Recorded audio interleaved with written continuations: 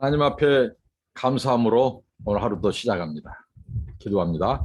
하나님 아버지, 은혜와 사랑을 감사합니다.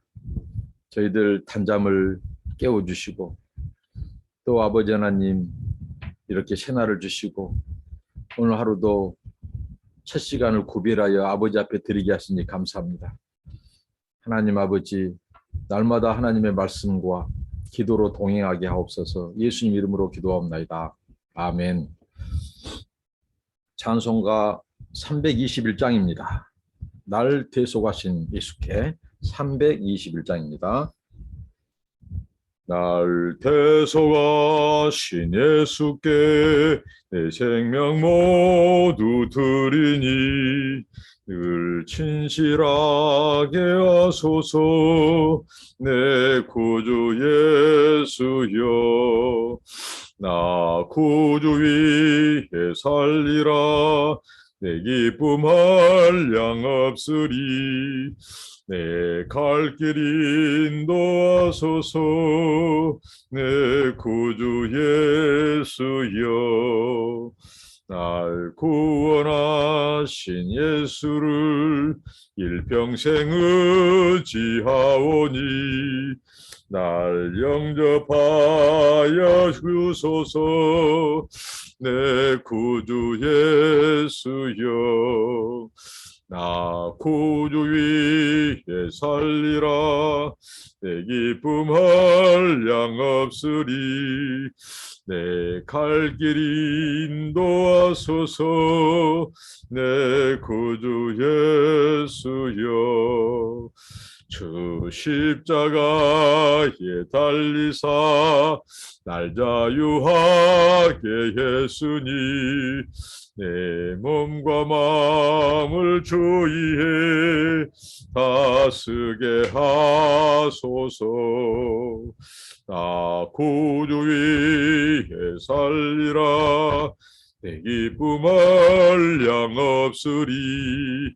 내 갈 길 인도하소서.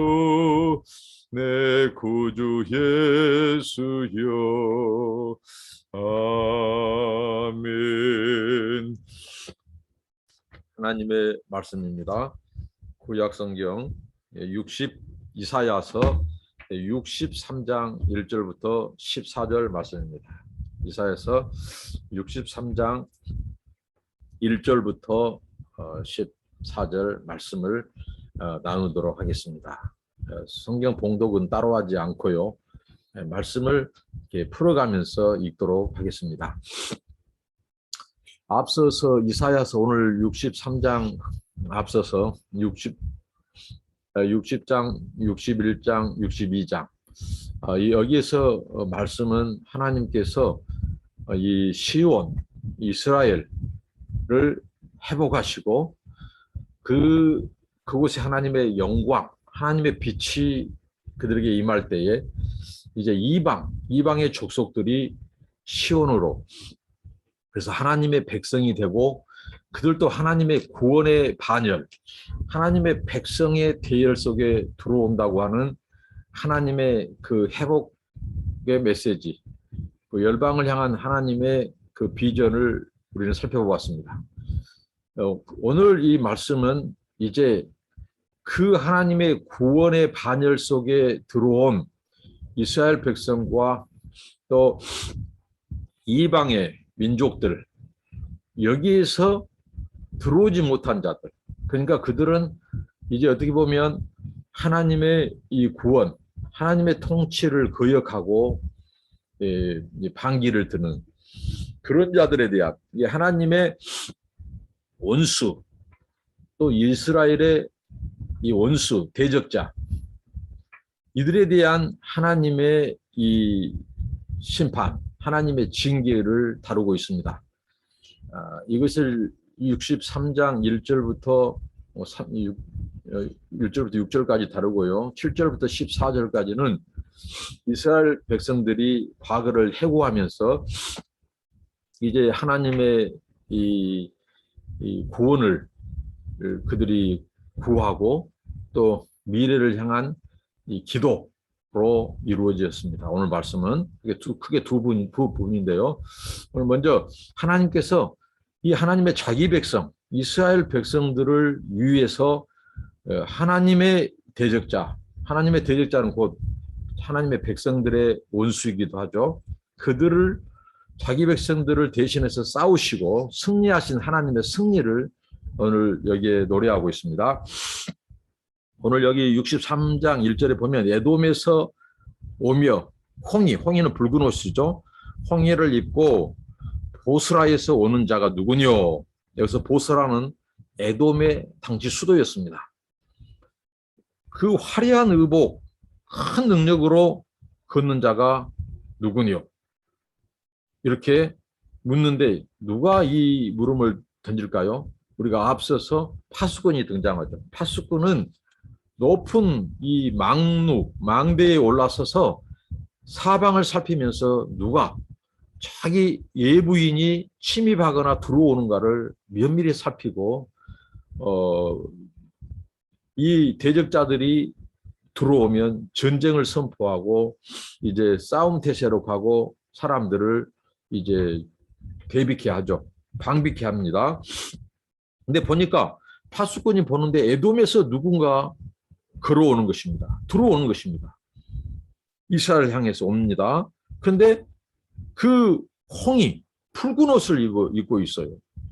근데 그 붉은 옷이 붉다 못해서 아주 화려하게 보일 정도로 붉습니다. 그래서 누구냐고 이렇게 외칩니다. 그럴 때 이렇게 대답합니다. 그는 내니 의를 말하는 자요 구원하기에 능한 자니라. 이 대답을 가지고 사람들이 여기 이 대답은 하나님이 아니라 사람이다. 그리고 이스라엘 백성을 말하지 않느냐 이렇게 보는데 오늘 그 뒤에 보면은 이 싸움, 원수와 싸우고 또 그곳에서 이 옷이 붉게 된 사람들은 하나님의 백성들이 참여하지 않았습니다. 오직 이분은 홀로 싸우고 홀로 승리하시고 돌아오시는 분이에요. 하나님의 백성 이스라엘은 거기에 관여하지도 않았고 참전하지도 않았습니다. 그러니까 여기는 이스라엘 백성이나 누구 사람이 아니라 하나님이 파수꾼의 그 질문, 외침에 당신 누구요? 그 옷이 붉은 옷을 입고 저기 에돔 땅에서 에돔은 바로 이스라엘의 영원한 적이었고요. 그리고 하나님의 원수들의 상징이었습니다. 근데 에돔 땅에서 이스라엘의 영원한 적이자 하나님의 원수이기도 했던 이 에돔은 특별히 이 반역한 이 소위 말하는 하나님에 의해서 택정을 믿지 못한 하나님의 장자 또 하나님의 나라 이 하나님의 구원 영생 약속하신 그 언약을 한죽 이 팥죽에 한 그릇 팥주르게 팔아버릴 정도로 이 하나님의 언약과 구원 이런 것들을 아주 가볍게 취급한 이 예서의 후손이죠. 이 에돔은 계속해서 하나님의 이 대적자였고 이스라엘의 이 적이었습니다. 원수였습니다. 그 땅에서 붉은 옷을 입고 오는 당신이 누구냐고 외쳤을 때 하나님이 대답합니다. 거기에서 이는 내니 나는 의를 말하는 자요 구원하기에 능한 자라. 여기서 의의 측면은 무언가 하나님의 심판과 하나님의 공의를 말할 때 쓰는 용어이고요. 그리고 나는 구원하기에 능한 자다. 하나님의 이 구원을 쓰는 하나님의 백성들을 구원할 때 쓰는 용어죠. 하나님의 두 측면을 말씀하고 있습니다. 이게 이사야 선지자에서 매우 두드러지게 나타나고 있는 것을 발견합니다. 그러면서 또 파수꾼이 질문을 던져요. 2절입니다. 어찌하여 네 의복이 붉으며 당신의 의복이 어찌하여 붉습니까? 당신의 의복이 마치 포도즙 틀을 밟는 자 같습니다. 여러분, 이 당시 고대 팔레스타인 그 근동 지방에서 이 포도를 수확할 때 그 수확된 포도주를 가지고 이 포도즙, 소위 말은 또 포도즙이나 포도주를 만들기 위해서 먼저 하는 것은 그 밟는 것입니다. 그 즙틀에 넣고 어떻게 보면 지근지근 밟는 거죠. 그러면 거기에 아래로 이 포도즙이 빠집니다. 그거 갖고 거기에 시간이 지나면 이제 발효가 돼서 포도주가 되겠죠. 그 전에는 음료수로 또 마실 수 있고요.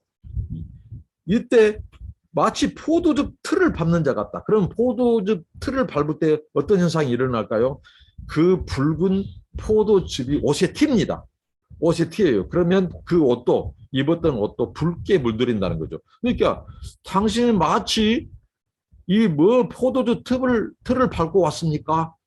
하고 지금 묻는 것입니다. 그래서 3절에 대답합니다. 이건 하나님의 대답이라고 그랬죠.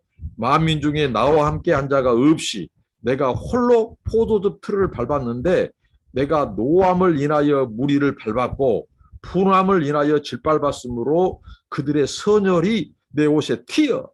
이 튀어란 말은 튀어. 피가 튀기다 말이죠. 내 의복을 다 더럽혔음이니. 그러니까 하나님이 말씀하기를 파수꾼이 물었을 때 나는 하나님이 다른 포도즙 틀을 말합니다. 구약 성경에 특히 하나님의 이 심판의 모티프에서 등장한 것이 바로 포도즙 틀을 밟는 것입니다. 그러니까 포도즙 틀을 밟을 때 굉장히 힘을 주고 포도 틀을 밟는 자가 이 아주 지근지근 밟는다고 했죠. 이 힘을 다해서 밟음으로써 즙이 나오는 거죠. 이 즙 밟는 것. 오늘 하나님께서 이것을 마치 분을 쏟는 것이라고 말해요. 분을 쏟는 것. 내 분을 쏟고 포도주들을 밟은 것, 노한 것. 그래서 무리를 밟았다는 표현을 쓰죠. 그러니까 이 포도즙 틀을 밟는 행위는 많은 경우 하나님께서 구약에서 심판을 상징합니다. 하나님께서 포도즙 틀을 밟았다는 것. 이것은 내가 저 원수, 하나님의 원수자 이스라엘의 영원한 적인 저 에돔 족속을 내가 심판을 수행하고 왔다. 포도주를 밟은 것처럼 내가 그들을 짓밟았다. 내 분을 쏟았다. 그래서 내 옷이 붉은 것은 저들의 선혈, 피가 튀어서 선혈이 낭자해서 내 옷이 붉어졌다.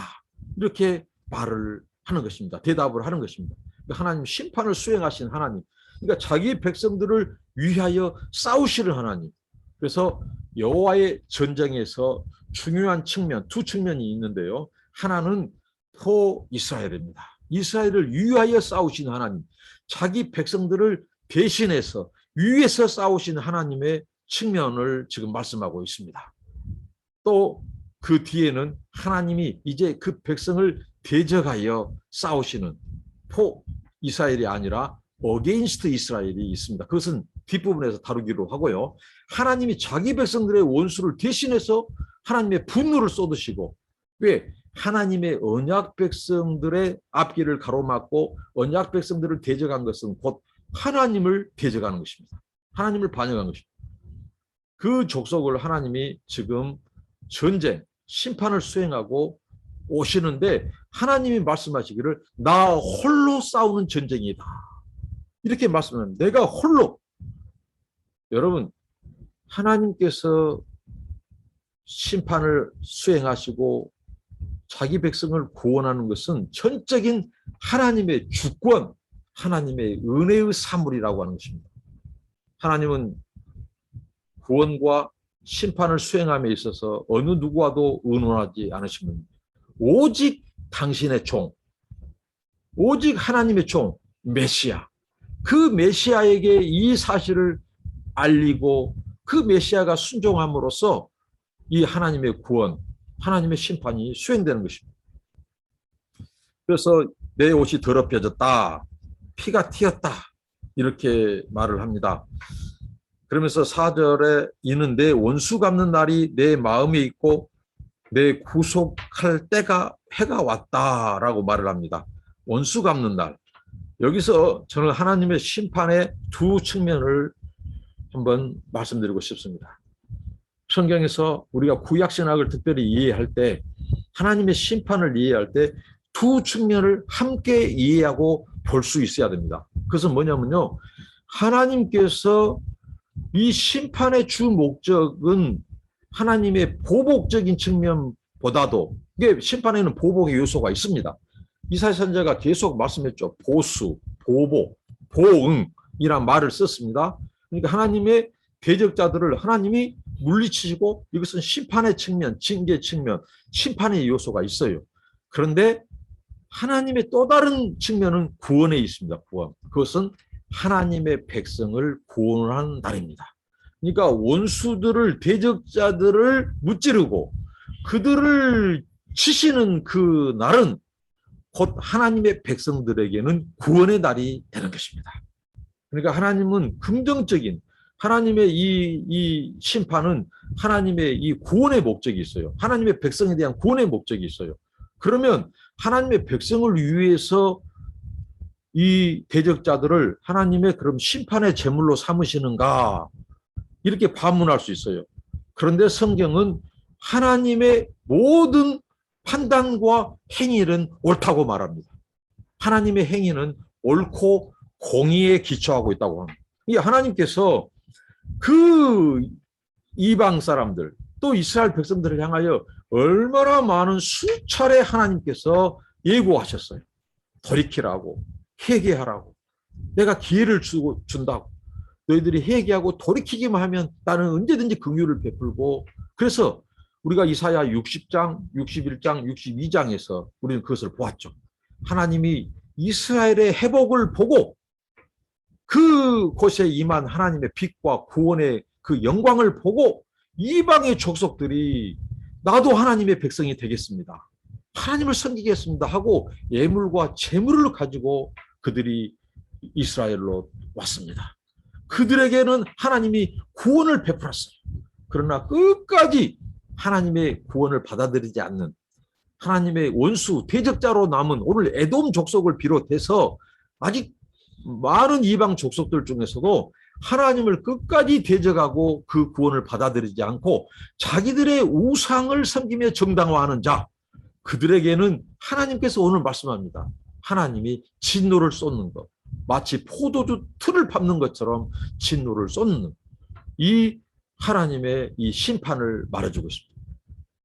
이 두 가지 양면성, 심판은 하나님의 원수를 향한 보응과 보복, 그다음에 보수의 날이지만 하나님의 백성들, 그분의 구원을 바라고 기다리고 회개하고 돌이키는 자들에게는 그 날이 구원의 날이라는 것입니다. 그래서 하나님이 자신을 오늘 파수꾼이 누구냐고 설명했을 때 나는 의를 말했죠. 하나님께서 1절에 말했죠. 큰 능력. 나는 그 화려한 큰 능력으로 그 자가 누구뇨? 그는 내니 의를 말하는 자요 구원하기에 능한 자다. 하나님은 의와 구원의 능력을 가지신 분이라는 거죠.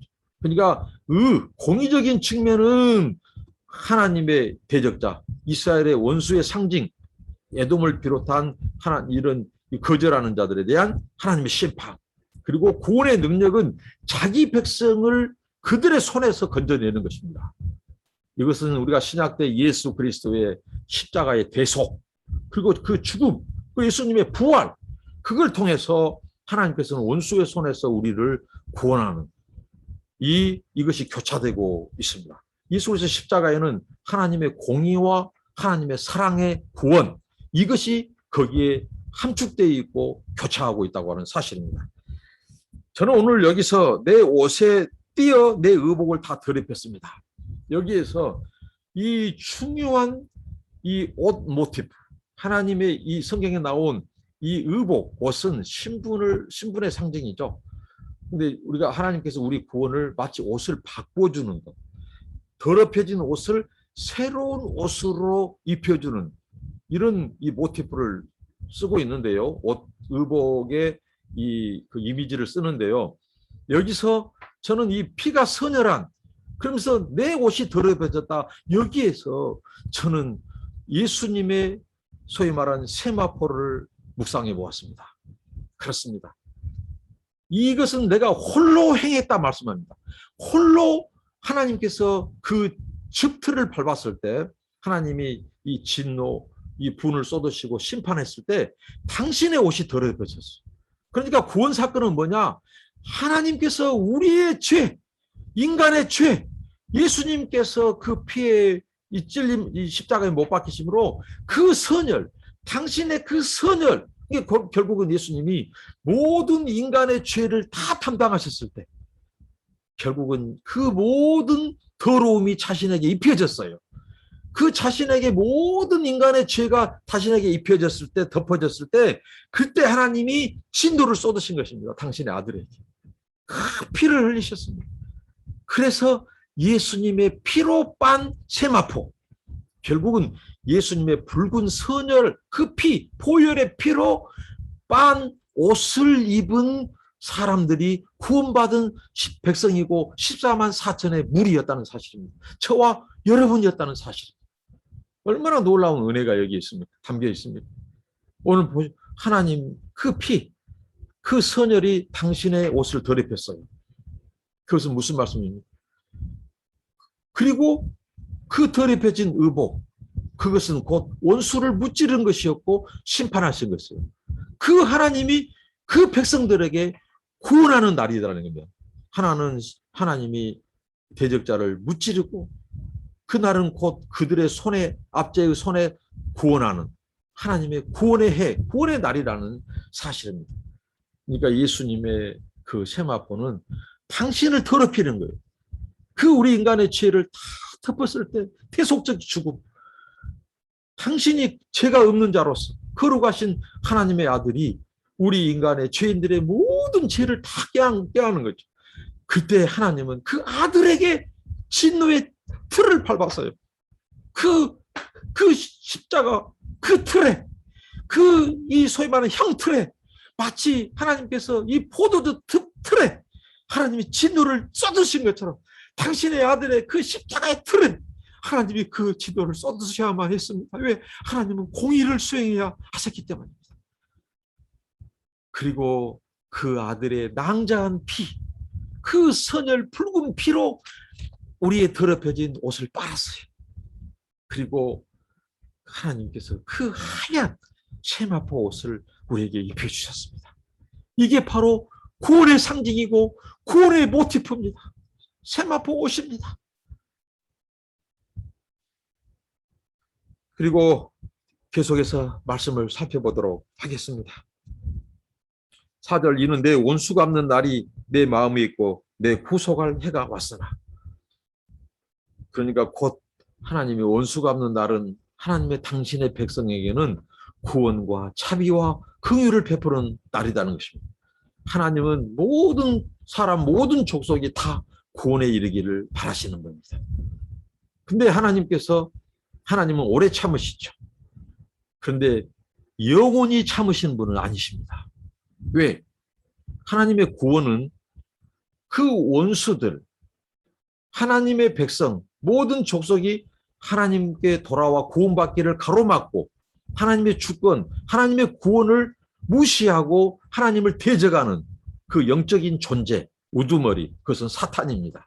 사탄 마귀를 멸하셔야 되기 때문에, 그래서 그 사탄의 권세를 멸하시고 거기에서 하나님의 구원을 바라고 하나님을 경외하고 믿는 자들에게 구원을 베풀어서, 그리고 하나님께서 새 백성을 만들고 새 땅, 새 예루살렘 성, 영원한 처소를 주셔야 하기 때문에 하나님의 심판은 필수 불가결할, 피할 수 없는 것입니다. 그러니까 구원과 심판은 이것은 양면성처럼 하나로 묶어져 있습니다.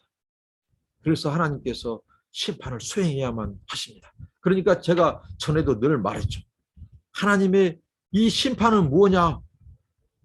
저는요, 하나님의 심판 속에도 숨어있는 하나님의 자비. 여러분, 저는 심판 속에서요, 하나님의 그 자비가 얼마나 큰가를 하나님의 심판 속에서 발견했습니다. 무엇 때문입니까? 정말 하나님께서요, 심판을 수행하시는 날은 하나님이 우시는 날이라고 저는 그렇게 묵상했습니다. 하나님이 울고 하나님이 아파하고, 여러분, 하나님을 심판을 수행하는 날은 자기 백성을 구원하는 날이기 때문에 하나님 기뻐해야 돼요. 반면에. 그리고 하나님의 이 구원, 구속사를 끝까지 가로막고, 처음 이 아담 때부터 계속해서 가로막고 방해하고 하나님의 백성들을 지옥으로 끌고 가기 위해서 믿지 못하게 만들고, 그렇게 방해하는 그들 원수 마귀를 향하고, 또 그들을 마귀를 추종하면서 하나님에게 삿대질을 하고 하나님의 구원을 가로막고 하나님의 사랑을 비웃는 자들에게 이 진노를 쏟는 날이기 때문에, 그리고 구원하는 날이기 때문에, 자기 백성을 구원 날이기 때문에 하나님이 기쁘고, 어떻게 보면 한편으로는요, 하나님께서 이제 그때가 이때다 하고 기뻐하고 좋아하고, 이제 새하늘과 새 땅, 하나님의 이 천국이 도래하고 천국이 완성되는 날이기 때문에 하나님이 기뻐해야 돼요. 그런데 구원받은 백성은 기뻐하는데 심판을 수행하신 하나님은 울고 계신다는 사실. 저는 하나님의 심판 속에서 하나님의 극도로 하나님의 이 사랑과 자비를 더 깨달았어요. 왜 그런 줄 아십니까? 하나님이 심판을 행하셨지만 하나님의 본심은 끝까지 그것이 아니었다고 하는 사실입니다. 그러니까 여러분, 하나님의 심판받는 자들은 한 가지 죄가 있다면, 말할 수 없는 죄죠. 하나님을 거절하고 떠난 아담의 후예들은 죄악 덩어리고 죄 가운데 출생했는데 죄인 중에 죄인이고 개수고, 저는 고백하기를 죄인 중에 상개수로 하나님 앞에 고백합니다. 이런 죄인들, 이 어떻게 보면 하나님의 심판을 받아도 싸요. 그런데도 불구하고 하나님은 그 심판 속에서 울고 계신다는 거예요. 그러니까 하나의 심판받는 자들의 하나의 죄가 있다면, 가장 큰 죄는 뭐냐면 그 하나님의 사랑을 몰라주는 죄입니다. 그 하나님의 사랑을 너무도 몰라주는 죄입니다. 나는 너를 끝까지 너를 구원하기 위하여 얼마나 많은 선지자들을 보냈고 얼마나 많은 구원의 기회를 주었다. 내가 광장에 나가서 모퉁이에 서서 너에게 외쳤다. 내가 진리가, 이 지혜, 하나님이 내가 지혜자가 되어서 여기저기 모퉁이에 있어서 저 구원자들을 통해서 이 교회 저 교회를 통하여 이 선교사 저 선교사를 통해 내가 너를 얼마나 많이 불렀다. 너를 요청했다. 초청했다. 그런데 너는 듣지 않았다. 너는 나를 거절했다. 나를 멸시했다. 나를 질시했다. 나의 그 사랑의 초청장을 너는 땅에다 버려버렸다. 찢어버렸다. 그리고 하나님께서 그러면서도 울으시는 거예요. 얼마나 놀라운 사랑입니다. 이게 하나님의 심판 속에서 하나님의 눈물, 하나님의 그 찢어지는 가슴, 심장이 터지는 그 아픔을 볼 수 있어야 됩니다. 이게 성경 이야기예요. 이게 하나님의 사랑 이야기예요. 그러니까 여러분, 지금은 은혜의 날입니다. 구원의 날입니다. 지금 회개의 기회를 주실 때 여러분, 안 믿는 분들은 돌이키시기를 바랍니다. 회개하고 돌이키시길 바랍니다. 하나님은 오래 참으십니다. 심판 날까지 참으십니다. 그러나 영원히 참지는 않으십니다. 하나님 심판하셔야만 하는 하나님의 마음을 여러분들이 아신다면 지금 돌이키셔야 됩니다. 지금 하나님의 그 사랑의 옷자락을 붙잡고 그 피 묻은 십자가의 옷자락을 붙잡고 주님 앞에 나와야 됩니다. 형제 자매들이여, 아직도 하나님의 사랑을 알지도 못하고 구원을 알지 못하고 그 주님을 지금까지도 박해하시는 분들, 여러분들이 박해는 따로 없어요. 하나님의 사랑, 그 십자가의 사랑을 알지 못하고 깨닫지 못하고 그 하나님의 주님을 멸시하는 겁니다. 주님의 그 구원의 초청을 무시하는 겁니다. 이게 바로 주님을 핍박하는 것입니다. 주님, 여러분 돌이키시기를 바랍니다.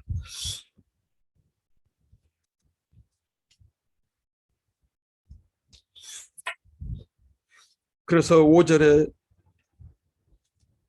내가 본즉 도와주는 자도 없고 붙들어 주는 자도 없으므로 이상히 여겨 내 팔이 나를 구원하며 내 분이 나를 붙들었습니다.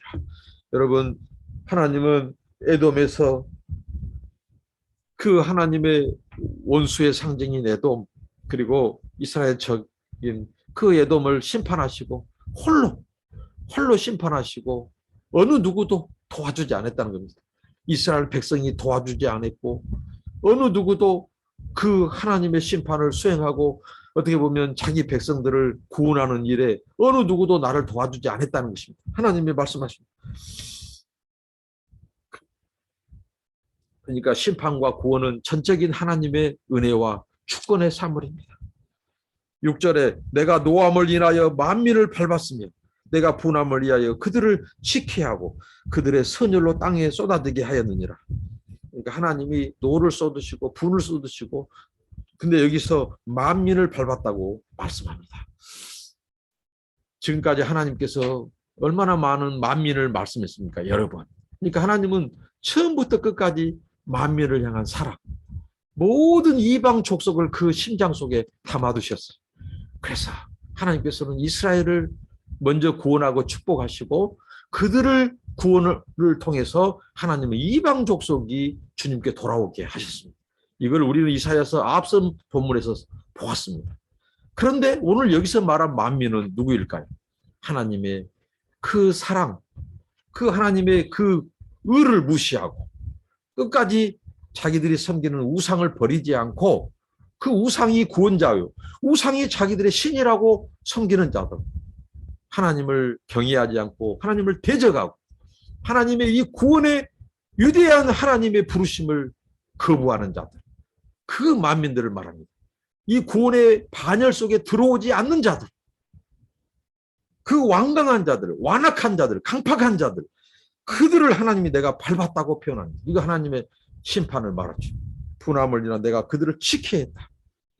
그들이 하나님의 이 심판의 창을 들고 취하고 이제 그런 상황입니다. 그들의 선율로 땅에 쏟아지게 하였는데, 그러니까 하나님이 얼마나 굉장한 분을 쏟았다는 것이죠. 이것은 앞으로 있을 마지막 심판의 어떻게 보면 예고입니다. 예고. 경고지요, 경고. 심판은 하나님의 진노가, 그러니까 온수 마귀와 사탄, 그를 추종하는 자들, 믿지 않는 자들, 하나님의 이 구원, 하나님의 이 공의와 이 사랑을 무시한 자들, 받아들이지 않는 자들을 향한 맹렬한 진노를 말합니다. 여기 보면 하나님께 내가 밟았다는 표현, 짓밟았다는 표현을 쓰고 있고 분을 쏟았다고 표현을 합니다. 얼마나 어떻게 보면 무서운 하나님의 심판과 이것이 예고되어 있습니다. 그러면서 이제 여호와의 승리, 여호와의 구원, 이 대적자들을 원수를 무찌르시고 개선하신 하나님, 하나님이 홀로 터벅터벅 이스라엘로 개선할 때 그분은 선혈이 낭자한 붉은 옷, 피가 튀기는 원수를 보호하는 그 피가 튀기는 그 옷, 그러면서 하나님께서는 이제 그 백성을 그렇게 해서 구원하신 것입니다. 그 대적자의 손에서 구원하고 원수의 손에서 구원하고 그리고 하나님의 백성에게는 구원의 옷을 입힌 것이죠. 그래서 저는 그것을 예수님의 이 피로 빤 세마포, 그 의의 옷을 자기 백성들에게 입혀주시는 하나님, 그 예수 그리스도의 대속의 사랑을 묵상했습니다.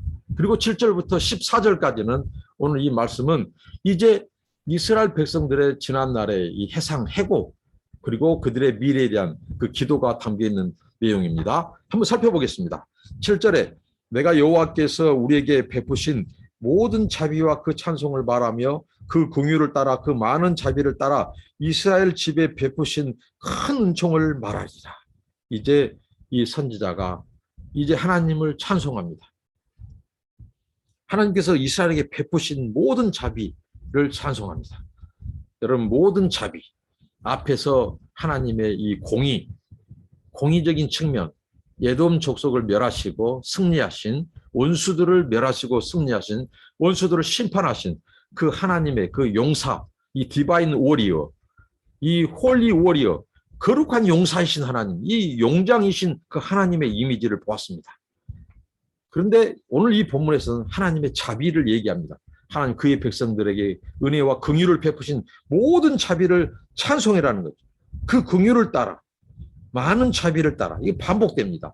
긍휼, 자비, 인자, 사랑, 이것을 한 용어를 쓰죠. 헤세드라고. 헤세드는 바로 하나님의 다함이 없는 사랑, 긍휼, 자비를 말합니다. 그것을 이스라엘 집에 베푸신 은총을 말하겠다는 것입니다. 하나님의 은총. 감사는 이 해고는 하나님의 감사로부터 시작됩니다. 구원은 하나님의 감사로부터 시작됩니다. 하나님을 감사하는 것. 그분이 베푸신 은총, 은혜. 근데 이것은 하나님께서 베풀 만한 자에게 베푸시면 그 은혜가 아니에요. 이게 은혜의 또한 역설이고 패러독스고 신비입니다. 그러니까 하나님의 은혜가 큰 것은 하나님의 은총과 자비와 긍휼을 이만큼도 눈꼽만큼도 받을 만한 자격이 없는 자에게 주어진 것이 은혜라는 사실입니다. 저와 여러분도 마찬가지입니다. 우리 인간들은요, 우리 인간의 죄성, 하나님을 떠난 이 죄, 아담의 후예들, 죄악 가운데 출생한 우리들은요, 그 본질상 진노의 자녀였어요. 하나님께서 조그마한 긍휼, 은혜를 우리가 받을 만한 구석이 없었다는 거예요. 그렇게 우리는 죄인이었습니다. 그렇기 때문에 하나님의 은혜가 하늘과 땅의 차이처럼 큰 것입니다. 이 많은 자비, 큰 은혜, 찬송하라는 겁니다. 큰 은총을 내가 말하겠다. 그러면서 8절 여호와께서 말씀하시되 그들은 실로 나의 백성이요 거짓을 행치 아니하는 자녀라 하시고 그들의 구원자가 되사. 하나님께서 말씀하십니다. 내 백성이라고. 그러니까 여러분, 하나님의 선택에서부터 이스라엘은 특별한 은총과 은혜를 입었습니다. 이게 은혜입니다. 이 세상에 많은, 오늘날로 말하면 242개 국가가 있고요. 유엔에 정식으로 가입한 나라는 195, 6개가 됩니다. 작은 섬나라까지 합치면 242개 국가예요. 이런 많은 나라와 민족과 족속이 있습니다. 거기에서 이스라엘이 잘나서 하나님이 택한 거 아니라는 것이죠. 이스라엘이 의로워서 하나님의 은혜를 입을 만한 거 아무것도 없어요. 그런 이스라엘을 하나님이 택하셨다. 이 선택에서부터 하나님의 은혜와 긍휼이 임한 것입니다. 여러분, 우리가 구원받은 것, 우리를 이 세상에 모래알처럼 많고 별처럼 많은 수많은 민족들, 족속들 중에서 하나님이 나를 자녀 삼은 것, 나를 택한 사건, 이 사건 자체만 봐도 우리는 하나님의 놀라운 은혜와 하나님의 긍휼을 입은 겁니다. 여러분, 얼마나 우리가 하나님 앞에 찬양과 감사를 해야 할까요? 나 같은 것이 무엇이간데? 우리 같은 자가 누군가인데? 하나님의 은혜와 긍휼을 받을 만한, 선택을 받을 만한 이 어떤 조건도 없어요.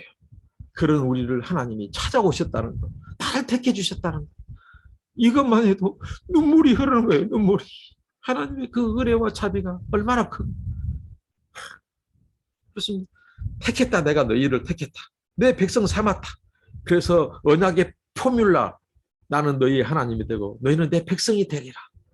이 언약의 공식입니다. 하나님이 자격 없는 자를 백성 삼았어.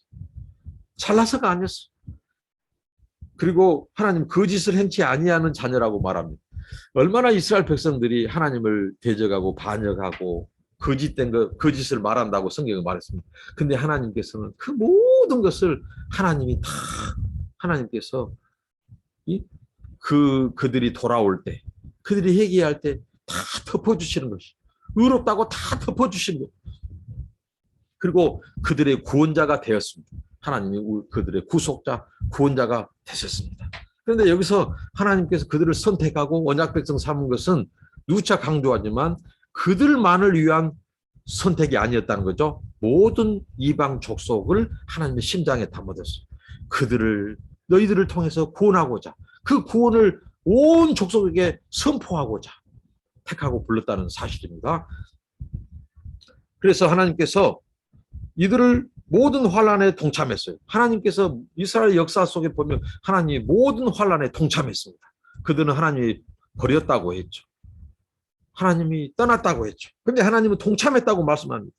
자기 앞에 사자로 긍휼을 구현하십니다. 이것은 출애굽의 사건 속에서 앞뒤에 하나님께서 사자를 통해서 천군 천사를 통해서 당신이 그곳에 임하셨어요. 구름 기둥과 불 기둥으로 임하셨어요. 이스라엘의 많은 환란의 역사 속에서 하나님이 직접 개입한 사건들이 수두룩합니다. 하나님이 내가 직접 너희들에게 동참했다.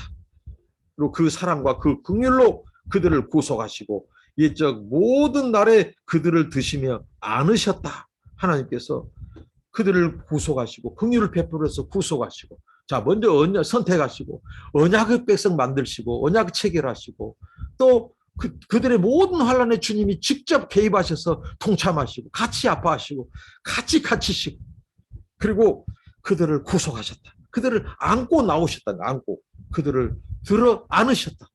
얼마나 긴밀하고 친밀한 인격적인 관계를 맺으셨다는 거죠. 이스라엘 백성과. 이스라엘이 바로 이런 관계였다고 하는 것입니다. 근데 문제는 이제 문제가 나옵니다. 9절부터 11절이죠.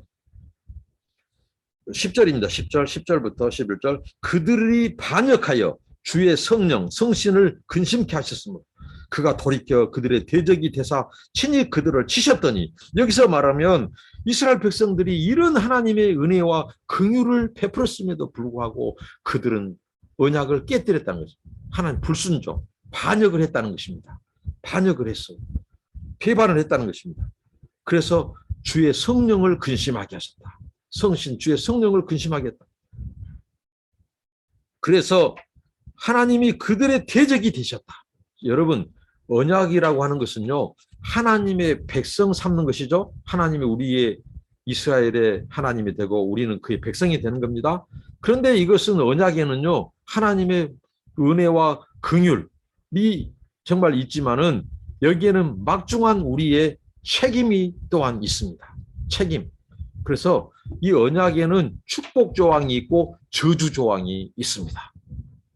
그렇기 때문에 언약에는 더 막중한 책임과 요구되는 것이 있어요. 언약 백성으로서 우리가 당연히 지켜야 될 우리의 언약의 당사자이신 그 하나님 앞에 지켜야 될 그것은 무엇일까요? 순종입니다. 순종. 신실함입니다. 언약 백성으로서의 신실함, 정직, 또 하나님의 공의, 또 하나님의 인자를 다른 사람에게 베푸는 것, 이 성실, 신실함, 이게 요구됩니다. 그런데 그 백성이 반역을 했어요. 그렇기 때문에 하나님께서 어떻게 할까요? 이제 하나님께서 그 배반한 이스라엘을 치시는 것입니다. 여기 보면 이런 표현을 쓰시죠. 내가 대적했다고 하는 표현을 쓰십니다. 10절에 그들의 대적이 되사. 그래서 하나님이 싸우시고 하나님이 전쟁하신다. 그때 두 측면. 하나님, 이스라엘을 위해서 싸우시는 하나님. 이스라엘이 순종하고 하나님의 백성으로서 언약 백성으로서 그 언약 계명을 지키고 순종하고 하나님을 의지할 때 하나님은 그때는 포 이스라엘, 이스라엘을 위해서 원수들을 대적해서 싸우셨어요. 그런데 이번에 하나님께서 반역을 하시면 이스라엘 백성들이 하나님을 반역하고 배반하면 어떻게 했죠? 하나님께서 대적해서 싸우셔요. 그래서 어게인스트 이스라엘이 되는 겁니다. 이게 여호와 전쟁의 이중성이에요. 그래서 하나님이 대적해서 싸워요. 근데 대적할 때 누구를 통해서요? 이 원수들의 군대를 데리고 와서 하나님이 자기 백성과 싸워버려요. 하나님께서. 그러니까 오늘 또 우리가 마찬가지입니다. 우리가 죄를 짓고 불순종하고 하나님을 배반하고 격기를 갈 때 하나님은 환난을 보내요. 환난은 바로 환난을 통해서 하나님이 자기 백성을 치시고 대적하는 거예요. 왜? 회개하라고, 돌이켜라고, 깨달으라고. 이게 우리가 지금 환난 속에서 이것이 무엇 때문에 일어난 일인가를 우리 살펴봐야 해요. 내 죄 때문에, 내 불순종 때문이 아닌가. 그럼 돌이키고 회개해야 돼요. 내가 하나님을 의롭게 순종하고 살아도 오는 그 환난과 고난이라면 하나님께서 나를 더 크게, 더 겸비하고 더 겸손하게 하셔서 더 큰 그릇 준비하셔서 믿음의 용장이 되어서 하나님이 더 큰 것을 맡겨주시고 더 큰 영적인 전쟁을 하게 하시려고 주시는 것입니다. 내가 하나님께 순종하면서 오는 그 고난과 환난은 나를 더 하나님께 정화시키고 더 하나님의 그릇을 키워주시는 것입니다.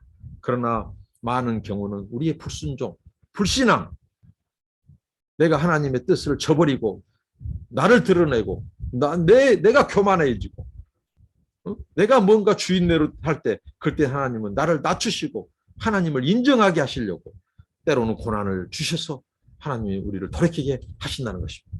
그래서 하나님이 내가 너를 대적했다. 이렇게 해서 내가 그들을 치셨다. 이렇게 말씀합니다. 10절에. 그리고 11절. 그래서 백성들이 이제 회상합니다. 해고합니다. 어떻게 하냐면 옛적 모세의 날을 추억하여 가로되 백성과 양무리의 목자를 바다에서 올라오게 하신 자가 이제 어디 계십니까?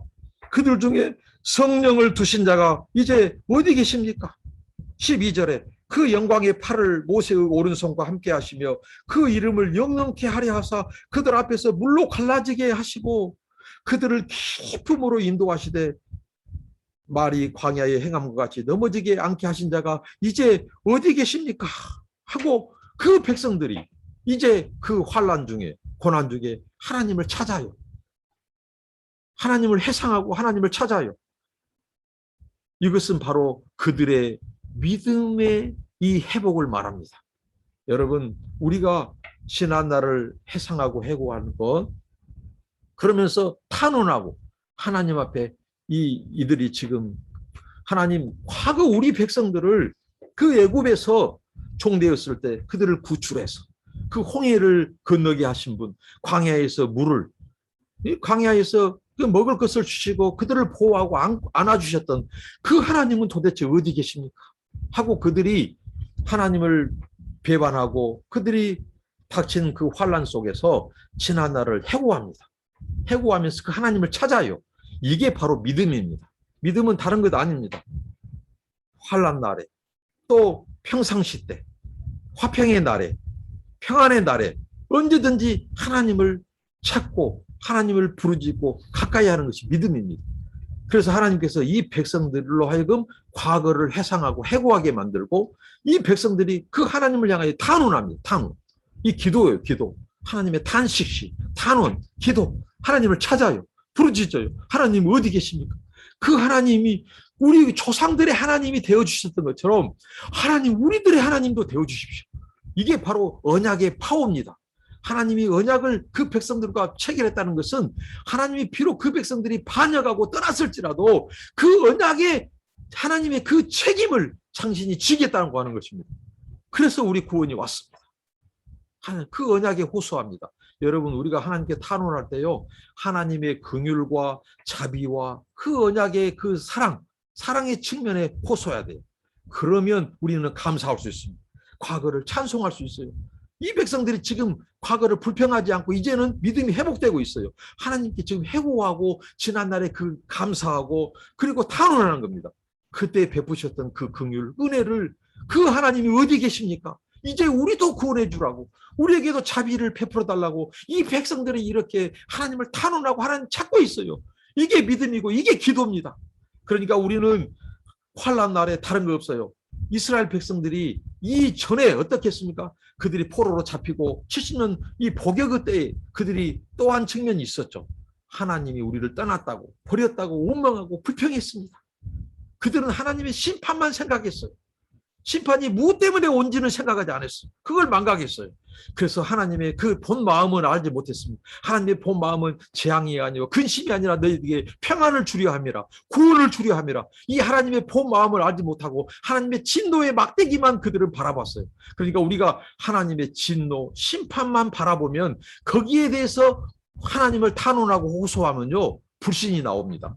불평이 나옵니다. 산불이 나옵니다. 산불, 불신, 불만, 불평. 이게 나옵니다. 그러나 하나님의 긍휼, 하나님의 그 우리 백성들에게 행하셨던 그 구원을 회상하고 하면 찬송과 감사가 나오고 탄원이 나와요. 구원의 요청이 나와요. 이게 진정한 믿음이고 진정한 기도입니다. 그러나 하나님의 진노와 심판, 그 공의적인 측면만 바라본 사람들은 이 소위 말하면 뭐가 하면 이 애곡이 나오고 하나님에 대한 애곡 신앙이 나오고 불신, 불만, 불평이 나와요. 그러니까 우리는 항상 어려운 고난의 때에도 하나님의 긍휼과 자비를 생각하면서 지난날에 베푼 은혜를 생각하면서 그분의 그 긍휼에 호소해야 돼요. 하나님이 나를 버리셨다. 이거 나 고난을 준 것은 하나님 너무한 거 아니냐고. 이 하나님의 이 진노 쪽으로만 생각하면요, 불신, 불신앙, 불만, 불평이 돼요. 그러면 더 큰 죄를 집니다.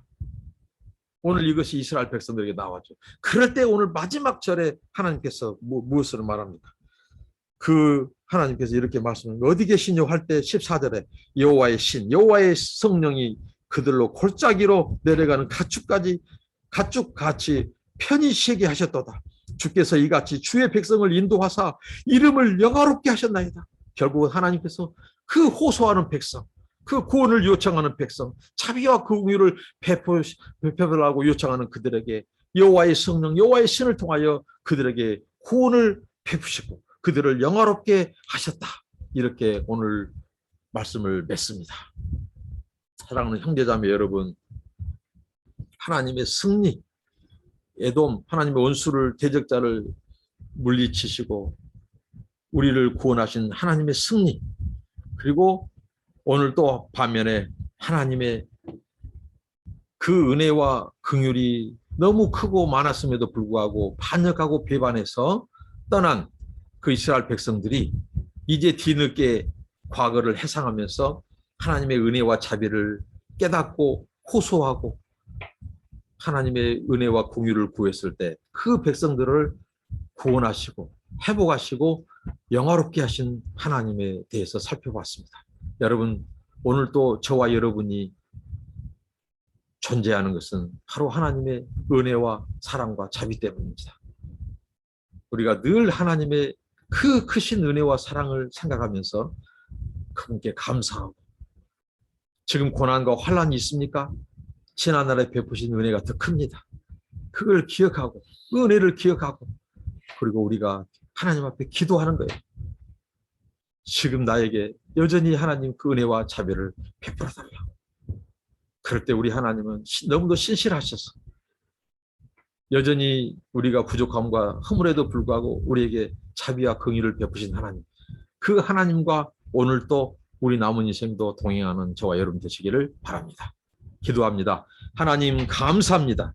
하나님의 많은 은혜와 긍휼을 입은 자로서 주여 날마다 감사와 찬양하며 또 구원의 기쁨을 노래하며 우리가 이방 우리 이웃 모든 사람들에게 이 하나님의 은혜와 자비와 사랑을 증가하는 제들 되게 하옵소서. 예수님 이름으로 기도합니다. 아멘. 여러분들 감사합니다. 축복합니다.